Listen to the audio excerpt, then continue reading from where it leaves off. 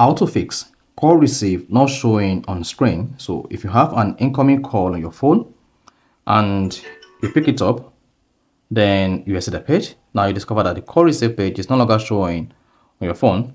Then here, I'm going to show you how you can easily fix this on your Samsung device. So if at the end of this, you found this offer informative, please don't forget to like and then subscribe. Now, to fix call receive not showing on screen in Samsung, there are two ways to fix this.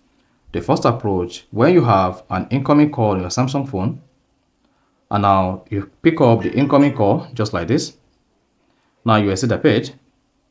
To make the call receive screen visible again, just scroll down the control center. Then you should see your call receive here, click on it. Then this is going to take you back to the call receive screen. Or alternatively, while on outside the call receive screen, then you should see this dynamic island beside your time, counting down how long it's taking to make this call. Then go ahead and click on it. So be careful while clicking on it, otherwise you have to tap before you can open it. Then once you click on it, this is going to open the call receive page on your phone.